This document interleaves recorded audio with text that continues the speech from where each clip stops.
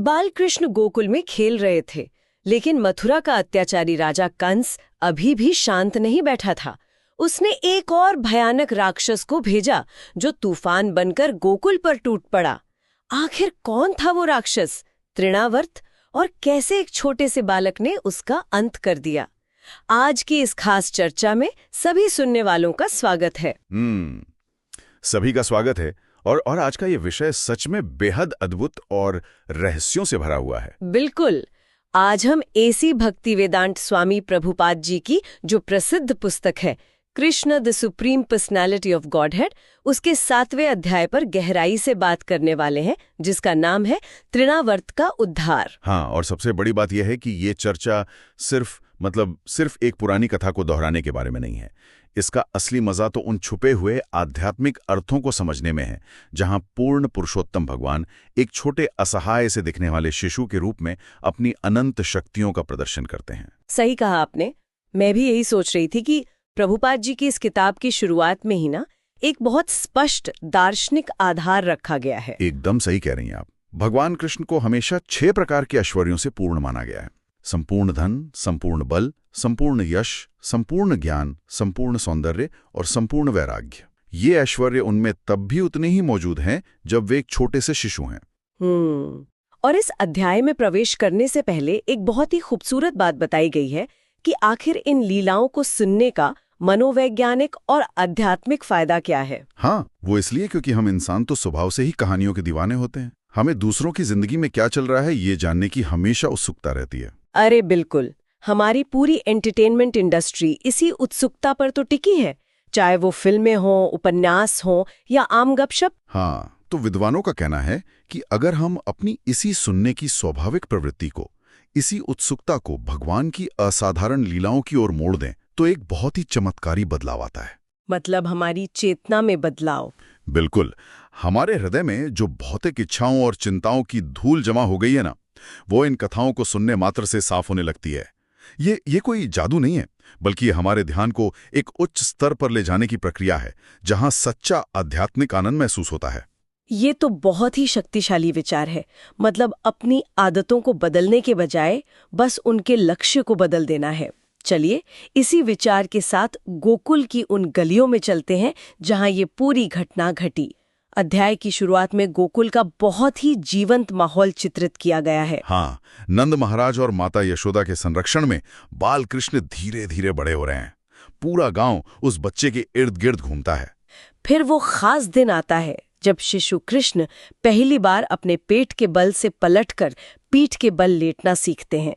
वैदिक परंपरा में इसे उत्थान एकादशी की तरह मनाया जाता है और इसी के साथ उनका पहला जन्म दिवस भी मनाया जा रहा है। और उस समारोह की भव्यता तो देखने लायक थी। कल्पना कीजिए उस दृश्य की। योग्य ब्राह्मण वैदिक मंत्रों का उच्चारण कर रहे हैं, मंगल वाद्य यंत्र बज रहे हैं और माता यशोदा पूरे मातृत्व प्रेम के साथ कृष्ण को स्नान करा रही हैं। लेकिन यहाँ जो बात मेरा सबसे ज्यादा ध्यान खींचती है वो है उस समय की महान संस्कृति और दान का स्वरूप। नंद महाराज ने इस अवसर पर ब्राह्मणों को उत्तम कोटि की गाय दान में दी। और वो गाय कोई साधारण गाय नहीं थी। किताब में जो वर्णन है वो सच में उस समाज की समृद्धि को दिखाता है। हाँ, गायों को सोने के आभूषणों से सजाया गया था, उनके खुरों को चांदी से मढ़ा गया था और उन्हें ताजे फूलों की मालाएं पहनाई गई थी। ये सुनकर ही लगता है कि उस समय का समाज कृषि और पशुपालन को कितना पवित्र मानता था। और ये सिर्फ धन का दिखावा नहीं था, बल्कि समाज के उस वर्ग के प्रति सम्मान व्यक्त करने का एक तरीका था जो निस्वार्थ भाव से समाज को दिशा देता था, यानी ब्राह्मण के नाम से जाना जाता है। शकड़भंजन। हाँ, तो होता ये है कि माता यशोदा मेहमानों के स्वागत में इतनी व्यस्त हो जाती हैं कि वे शिशु कृष्ण को एक छकड़े यानी बैलगाड़ी के नीचे छांव में सुला देती हैं। कृष्ण की नींद खुलती है और स्वाभाविक है बच्चे को भूख लगी होती है। और जब वो देखते हैं कि माँ का ध्यान उनकी तरफ नहीं है तो वो एक आम बच्चे की तरह क्रोधित हो जाते हैं। रोते हुए वो अपने छोटे छोटे पैर हवा में चलाने लगते हैं। और यहीं पर वो दार्शनिक विरोधाभास सामने आता है। एक तरफ वो बच्चा भूख से रो रहा है, जो मानवीय कमजोरी का चरम है, लेकिन दूसरी तरफ जब उस रोते हुए शिशु के छोटे से पैर उस भारी छकड़े के पहिए से टकराते हैं तो जो होता है वो भौतिक विज्ञान के सारे नियम तोड़ देता है। वो पूरा का पूरा भारी छकड़ा जिस पर पीतल के बड़े बड़े बर्तन रखे हुए थे, एक भयंकर आवाज के साथ टूटकर उलट जाता है। पहिया अपनी धुरी से अलग हो जाता है। ये सच में दिमाग घुमा देने वाला दृश्य है। एक छोटा सा बच्चा जो अभी ठीक से खड़ा भी नहीं हो सकता, उसकी एक लात से इतना भारी छकड़ा चकनाचूर हो जाता है। और कहानी में जो बात मुझे सबसे ज्यादा दिलचस्प लगी वो है वहां मौजूद लोगों की प्रतिक्रिया। जब भारी छकड़ा गिरता है तो नंद महाराज, माता यशोदा सब दौड़कर आते हैं। वे हैरान हैं कि आखिर ये भारी भरकम गाड़ी अपने आप कैसे गिर सकती है। और वहां खेल रहे छोटे बच्चों ने उन्हें सच बताया। बच्चों ने साफ साफ कहा कि उन्होंने अपनी आंखों से देखा है कि रोते हुए कृष्ण ने ही अपने पैरों से छकड़े को तोड़ा है। लेकिन क्या बड़ों ने उन बच्चों की बात मानी? बिल्कुल नहीं। और ये मनोविज्ञान का एक बहुत ही गहरा सबक है। बच्चों के पास कोई धारणाएं नहीं थीं। उन्होंने जो देखा वही बता दिया। लेकिन जो बड़े लोग थे वो अपने ही प्रेम के भ्रम में उलझे हुए थे। उनके लिए कल्पना करना भी असंभव था कि उनका ये कोमल सा बच्चा स्वयं सर्वशक्तिमान भगवान है। इसी को आध्यात्मिक भाषा में योग माया कहा जाता है। भगवान की वह शक्ति जो उनके भक्तों को यह भुला देती है कि वे भगवान हैं, ताकि उनके बीच एक आत्मीय रिश्ता बन सके। अगर यशोदा ये मान लेती कि उनका बच्चा ब्रह्मांड का स्वामी है, तो क्या वे उसे कभी डांट पाती? ये बहुत ही सुंदर विचार है। खैर, माता यशोदा बच्चे को सुरक्षित देखकर राहत की सांस लेती हैं और दूध पिलाने लगती हैं। इसके बाद गांव वाले किसी अशुभ प्रभाव को दूर करने के लिए योग्य ब्राह्मणों को बुलाते हैं, जो शांति पूजा करते हैं। और यहाँ किताब में ब्राह्मणों की योग्यता पर एक बहुत ही महत्वपूर्ण बात रखी गई है। उन ब्राह्मणों की पूजा इसलिए सफल नहीं हुई क्योंकि उन्होंने कोई विशेष कर्मकांड किया था, बल्कि इसलिए सफल हुई क्योंकि उनका चरित्र बेदाग था। वे ईर्ष्यालु नहीं थे, सत्य बोलते थे और उनमें कोई झूठा अहंकार नहीं था। शायद यही कारण है कि आज के समय में इस बात पर इतना जोर दिया जाता है कि सिर्फ मंत्र पढ़ना काफी नहीं है, आपका आंतरिक शुद्ध होना जरूरी है। बिल्कुल। खैर, शांति पूजा के बाद गोकुल में सब कुछ सामान्य लगने लगता है, लेकिन ये शांति आने वाले एक बहुत बड़े तूफान से पहले की खामोशी थी। जब इन घटनाओं की भनक मथुरा पहुंचती है तो अत्याचारी राजा कंस की रातों की नींद उड़ जाती है। और इसी घबराहट में वो एक और खौफनाक साजिश रचता है। वो बाल कृष्ण को खत्म करने के लिए तृणावर्त नाम के एक खूंखार राक्षस को गोकुल भेजता है। तृणावर्त, जो कोई आम राक्षस नहीं था जो तलवार लेकर आए, उसकी ताकत प्रकृति के तत्वों को काबू करने में थी। वो एक भयंकर बवंडर या तूफान का रूप धारण कर सकता था। और एक दिन जब गोकुल शांत था और माता यशोदा अपने बच्चे को दुलार रही थी, तभी ये दानव एक विनाशकारी तूफान बनकर गोकुल पर टूट पड़ा। उस तूफान का जो वर्णन है वो रोंगटे खड़े कर देने वाला है। अचानक पूरे आसमान में घोर अंधेरा छा गया।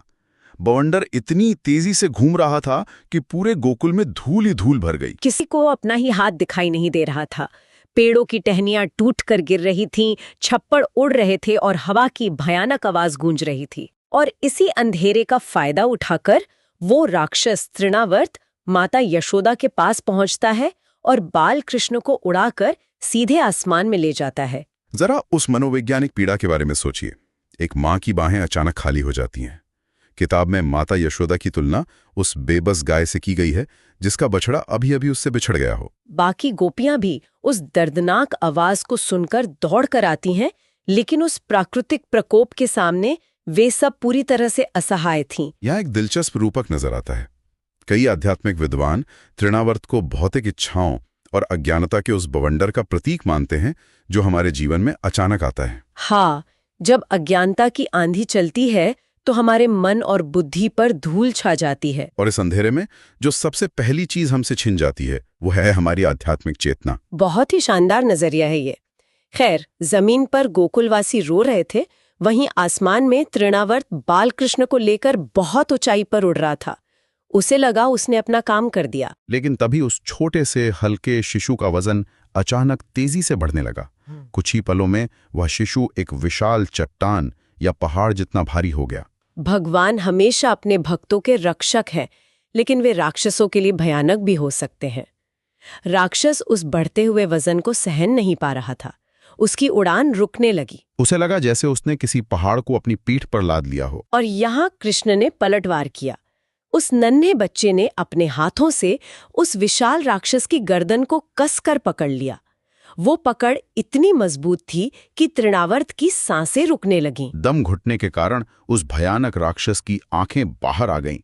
किताब में इसकी तुलना भगवान शिव द्वारा मारे गए त्रिपुरासुर से की गई है। जैसे एक विशाल पर्वत शिखर आसमान से टूटकर गिरता है, वैसे ही तृणावर्त गोकुल की एक चट्टान पर आ गिरा।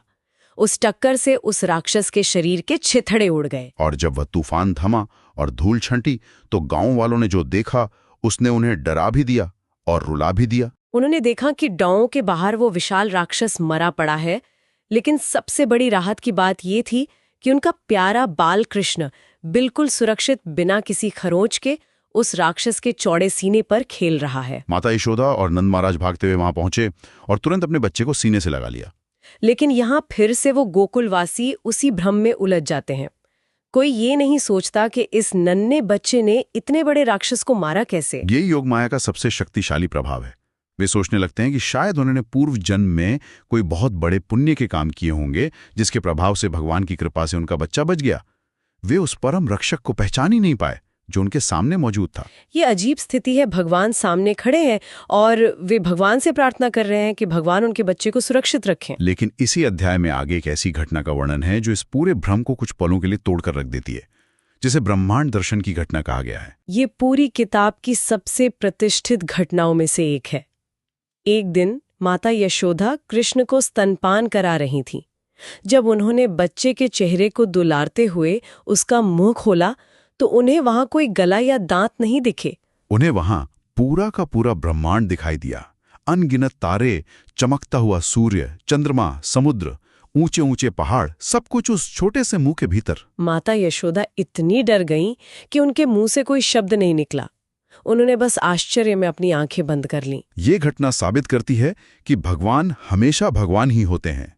कोई ऐसा प्रोसेस नहीं है जिससे इंसान ध्यान या योग करके भगवान बन जाए। चाहे वे माता की गोद में शिशु हो या कुरुक्षेत्र में सारथी, उनका ऐश्वर्य कभी कम नहीं होता। आज की इस चर्चा में हमने दो असाधारण घटनाओं पर बात की। एक छोटा शिशु जो पहाड़ सा भारी हो गया और जिसके मुंह में पूरा ब्रह्मांड है। और इस पूरी चर्चा से जो सबसे बड़ा विचार निकल कर आता है वो ये है कि हम सभी उसी परम शक्ति के अंश हैं। हम उस असीम शक्ति के सामने कुछ भी नहीं है। लेकिन जो अज्ञानता गोकुलवासियों में थी, सुनने वालों के लिए यहां सोचने लायक एक विचार है कि क्या वो अज्ञानता कोई श्राप थी या भगवान का उपहार। अगर आप हर पल याद रखें कि सामने खड़ा व्यक्ति पूरे ब्रह्मांड का रचयिता है, तो क्या आप कभी उसे बिना डरे गले लगा सकते हैं? शायद। कभी कभी परम सत्य को पूरी तरह से भूल जाना ही सबसे शुद्ध निस्वार्थ प्रेम की शुरुआत होती है। क्या बात है। कंस के एक और राक्षस का अंत हो चुका है, लेकिन ये तो बस शुरुआत है। कंस और कितने राक्षस कृष्ण को मारने के लिए भेजेगा? बालकृष्ण आगे कौन कौन सी अद्भुत लीलाएं करने वाले हैं? और गोकुल के लोग कब समझेंगे कि ये साधारण बालक नहीं बल्कि स्वयं भगवान है? ये सब आगे जानना बहुत रोमांचक होगा। अगर भगवान श्री कृष्ण की ये अद्भुत लीला पसंद आई हो तो वीडियो को लाइक करें, कमेंट में राधे कृष्ण जरूर लिखें और ऐसी ही दिव्य कृष्ण लीलाओं की पूरी श्रृंखला देखने के लिए हमारे चैनल को सब्सक्राइब करना न भूलें।